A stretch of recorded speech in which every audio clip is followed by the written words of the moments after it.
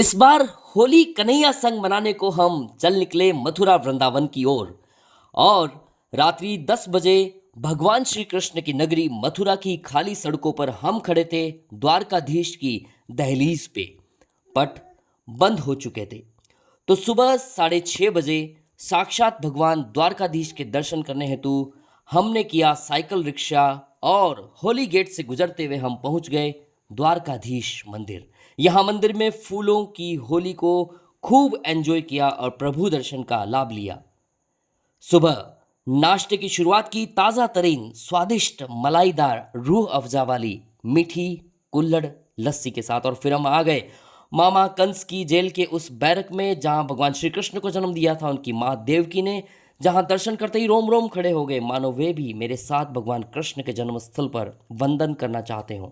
फिर हम यमुना पार कर पहुंचे जहाँ की मिट्टी में भगवान श्री कृष्ण खेल कूद कर बड़े हुए और अपनी लीलाएं दिखाई। सड़कों, दीवारों, छतों पर दान दाताओं के नाम के पत्थर लगे हुए थे बड़ी भव्यता के साथ। जिस मिट्टी में भगवान श्री कृष्ण खेला करते थे उस मिट्टी में आम जन भी आज खेलते हैं। मिट्टी को बदन पर लगाते हैं मानो वे ईश्वर से लिपट रहे हैं और सुख आरोग्य मुक्ति की प्रार्थना कर रहे हों। हिरण चिंकारा को दाना खिलाकर हम पहुंच गए वृंदावन की सड़कों पर।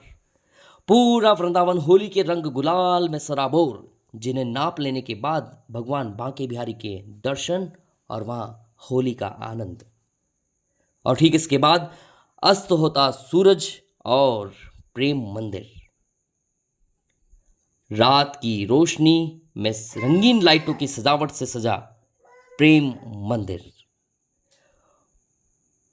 होटल पहुंचते ही मन में प्रतीक्षा का तूफान। संत श्री प्रेमानंद जी महाराज के दर्शन हेतु रात्रि 2:30 बजे वृंदावन की सड़कों पर। सुबह हमने शुरू की गोवर्धन पर्वत की 7 कोसी यात्रा। वहां एक संत श्री से 108 दंडवत यात्रा करते हुए साक्षात उनके दर्शन हुए।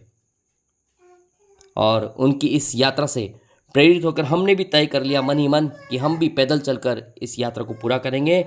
और 21 किलोमीटर की 7 कोसी यात्रा हमने पैदल चल के पूरी की, जिसमें हमें 6 घंटे का समय लगा और फिर हम लौट पड़े अपने अपने घरों की ओर।